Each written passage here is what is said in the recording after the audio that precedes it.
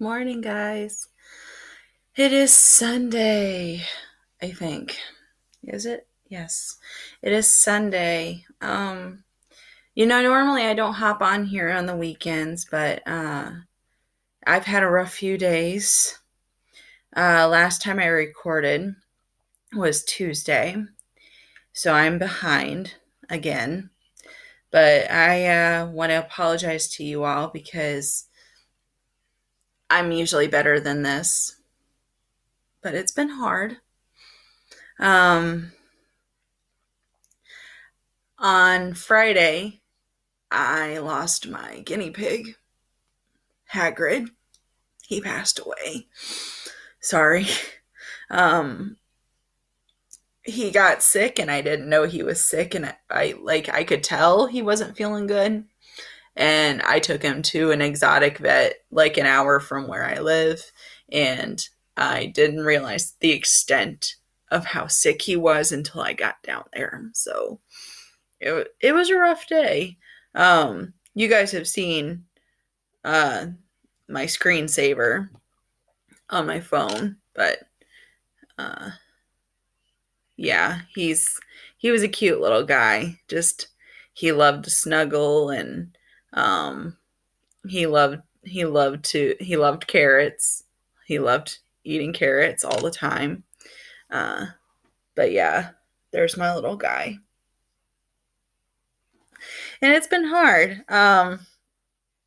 It was kind of unexpected. We weren't expecting it, and when you have to let go of a pet, it's not fun. And he was the first pet that I had as an adult that I had to let go. So, I mean, I've had pets that, stayed with my parents and I got attached to, but it was rough. But I know you guys should be finished with Bridge to Terabithia, and if you're not, then I'm going to finish the book today with you. And as you can see, my background's a little different. That is because I'm actually recording from my bedroom. I didn't feel like sitting in my office because my office is kind of drafty and cold. And plus, I get a better Wi Fi signal here in my bedroom for when I upload the videos because I'm right underneath my fiance's office, which is where our modem is. But anyway, and if you guys want to reach out to me and tell me that you're sorry about Hagrid, that's fine. We're still dealing with it. He had a cage mate, Ronnie. He's adjusting pretty well, and Bridget, you know, she's fine. Nothing can phase her. She knows something's up, but you know, animals sense these things. But anyway, I'm going to finish Bridge to Terabithia today, and I will try and do some Harry Potter recordings later because I know I'm also behind on those. But we'll see how it goes. But when we last left off in Bridge to Terabithia, Jess had went out for the day with Miss Edmonds, which if you listen to that chapter, that was back in the 70s where teachers had I mean, they weren't really supposed to do stuff like that with students unless they were like going on a field trip, but it was a different time back then. Like, I would not personally call you and be like, "Hey, we're going to go shopping." But when Jess got back to the house, he realized that something was wrong, and his mom hugged him and was like freaking out. And Maybelle was like, "I told you guys he just went somewhere." So when Jess wanted to know what was going on, um, which ones? Oh, Brenda said, "Your girlfriend's dead, and we thought you were dead too." So Leslie has died. Basically, that's what's happening right now. Leslie has died, and we don't know how that happened yet, but we are going to find out. So, chapter 11. Chapter 11 No. Something whirled around inside Jess's head. He opened his mouth, but it was dry and no words came out. He jerked his head from one face to the next for someone to help him. Finally, his father spoke up, his big, rough hand stroking his wife's hair and his eyes downcast, watching the motion. They found the Burke girl this morning down in the creek. No, he said, finding his voice. Leslie wouldn't drown. She could swim real good. That old rope you kids been swinging on broke, his father went on quietly and relentlessly on. They think she must have hit her head on something when she fell. No, he said. No. His father looked up. I'm real sorry, boy. No, Jess was yelling now. I don't believe you. You're lying to me. He looked around again wildly for someone to agree, but they all had their heads down except Maybelle, whose eyes were wide with terror. But Leslie, what if you die? No, he said straight back at Maybelle. It's a lie. Leslie ain't dead. He turned around and ran out the door, letting the screen bang sharply against the house. He ran down the gravel to the main road and then started west away from Washington and Millsburg and the old Perkins place. An approaching car beeped and swerved and beeped again, but he hardly noticed. Leslie, dead, girlfriend, rope, broke, fell, you. The words exploded in his head like corn against the sides of a popper. God, dead, you, Leslie, dead, you. He ran until he was stumbling, but he kept on, afraid to stop, knowing somehow that running was the only thing that could keep Leslie from being dead. It was up to him. He had to keep going. Behind him came the burripity of the pickup, but he couldn't turn around. He tried to run faster, but his father passed him and stopped the pickup just ahead, then jumped out and ran back. He picked Jess up in his arms as though he were a baby. For the first few seconds, Jess kicked and struggled against the strong arms. Then Jess gave himself over to the numbness that was buzzing to be let out from the corner of his brain. He leaned his weight against the door of the pickup and let his head thud against the window.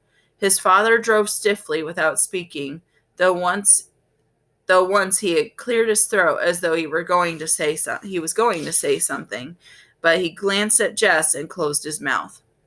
When they pulled up at his house, his father sat quietly, and Jess could feel the man's uncertainty. So he opened the door and got out, with the numbness flooding through him, went in and lay down on his bed.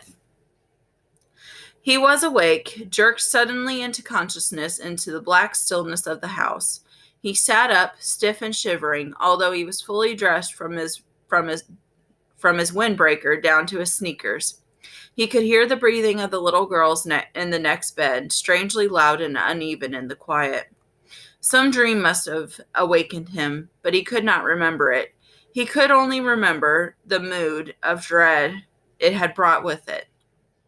Through the curtainless window, he could see the lopsided moon with hundreds of stars dancing in the bright attendance.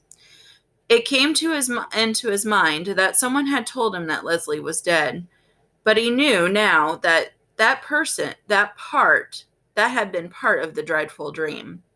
Leslie could not die any more than himself could die, but the words turned over uneasily in his mind, like leaves stirred up by a cold wind. If he got up now and went down to the old Perkins place and knocked on the door, Leslie would come in to open it, P.T. jumping at her heels like a star around the moon. It was a beautiful night. Perhaps they could run over the hill and across the fields to the stream and swing themselves into Terabithia. They had never been there in the dark, but there was enough moon for them to find their way into the castle, and he could tell her about his day in Washington and apologize. It had been so dumb of him not to ask if Leslie could go too. He and Leslie and Miss Edmonds could have had a wonderful day. Different, of course, from the day he and Miss Edmonds had, but still good, still perfect. Miss Edmonds and Leslie liked each other a lot. It would have been fun to have Leslie along. I'm really sorry, Leslie. He took off his jacket and sneakers and crawled under the covers. I was dumb not to think of asking. It's okay, Leslie would say. I've been to Washington thousands of times. Did you ever see the buffalo hunt? Sometimes it was the one thing in all Washington that Leslie had ever seen, and so he could tell her about it, or had never seen. So he could tell her about it, describing the tiny beast hurtling into destruction. His stomach felt suddenly cold. It had something to do with the buffalo, with falling, with death, with the reason he had not remembered to ask Leslie to go with him to Washington today. You know something weird? What? Leslie asked. I was scared to come to Terabithia this morning. The coldness threatened to spread up from his stomach. He turned over and lay on it. Perhaps it would be better not to think about Leslie right now. Would go to see her first thing in the morning and explain everything. He could explain it better in the daytime when he had shaken off the effects of his unremembered nightmare. He put his mind to remembering the day in Washington, working on details of pictures and statues, dredging up the sound of Miss Edmonds's voice, recalling his own exact words and her exact answers. Occasionally, in the corner of his mind's vision, would come a sensation of falling, but he pushed it away with the view of another picture or the sound of another conversation. Tomorrow he must share it all with Leslie. The next morning, the next thing he was aware of was the sun streaming through the window. The little girl's bed was only rumpled covers, and there was movement of quiet talking from the kitchen. Lord, poor Miss Bessie. He had forgotten all about her last night, and now it must be late. He felt for his sneakers and shoved his feet over the heels without tying the laces. His mother looked up quickly from the stove at the sound of him. Her face was set for a question, but she just nodded her head at him. The coldness began to come back. I forgot Miss Bessie. Your daddy's milking her. I forgot last night, too. She kept nodding her head. Your daddy did it for you. But it wasn't an accusation. You feel like some breakfast? Maybe that was why his stomach felt so odd. He hadn't had anything to eat since the ice cream Miss Edmonds had bought them at Millsburg on the way home. Brenda and Ellie stared up at him from the table. The little girls turned from their cartoon show at the TV to look at him and then turned quickly back. He sat down on the bench. His mother put a plate full of pancakes in front of him. He couldn't remember the last time she made pancakes. He doused them with syrup and began to eat. They tasted marvelous. You don't even care, do you? Brenda was watching him from across the table.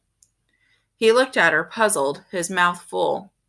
If Jimmy Dix died, I wouldn't be able to eat a bite. The coldness curled up inside of him and flopped over. Will you shut your mouth, Brenda Aarons? His mother sprang forward, the pancake turner held threateningly high. Well, Mama, he's just sitting there eating pancakes like nothing happened. I'd be crying my eyes out. Ellie was looking first at Mrs. Aarons and then at Brenda. Boys ain't supposed to cry at times like this. Are they, Mama? Well, it don't seem right for him to be sitting there eating like a brood sow. I'm telling you, Brenda, if you don't shut your mouth. He could hear them talking, but they were farther away than the memory of the dream. He ate and he chewed and he swallowed, and when his mother put 3 more pancakes on this plate, he ate them too. His father came in with the milk. He poured it carefully into the empty cider jugs and put them into the refrigerator. Then he washed his hands at the sink and came to the table. As he passed Jess, he put his hand lightly on the boy's shoulder. He wasn't angry about the milking. Jess was only dimly aware that his parents were looking at each other and then at him. Mrs. Aarons gave Brenda a hard look and gave Mr. Aarons a look which was to say that Brenda was to be kept quiet. But Jess was only thinking of how good the pancakes had been and hoping his mother would put down some more in front of him. He knew somehow that he shouldn't ask for more, but he was disappointed that she didn't give him any. He thought then that he should get up and leave the table, but he wasn't sure where he was supposed to go or what he was supposed to do. Your mother and I thought we ought to go down to the neighbors and pay respects. His father cleared his throat. I think it would be fitting for you to come too. He stopped again. Seeing's you was the only one that really knowed the little girl. Jess tried to understand what his father was saying to him, but he felt stupid. What little girl? He mumbled it, knowing it was the wrong thing to ask. Ellie and Brenda both gasped. His father leaned down the table and put his big hand on top of Jess's head. He gave his wife a quick, troubled look, but she stood there, her eyes full of pain, saying nothing. Your friend Leslie is dead, Jessie. You need to understand that. Jess slid his hand out from under his father's. He got up from the table. I know it ain't an easy thing, Jess could hear his father speaking as he went into the bedroom. He came back out with his windbreaker on. You ready to go now? His father got up quickly. His mother took off her apron and patted her hair. Maybelle jumped up from the rug. I want to go too, she said. I never seen a dead person before. No! Maybelle sat down again as though slapped down by her mother's voice. We don't even know where she's laid out at, Maybelle, Mr. Aaron said more gently.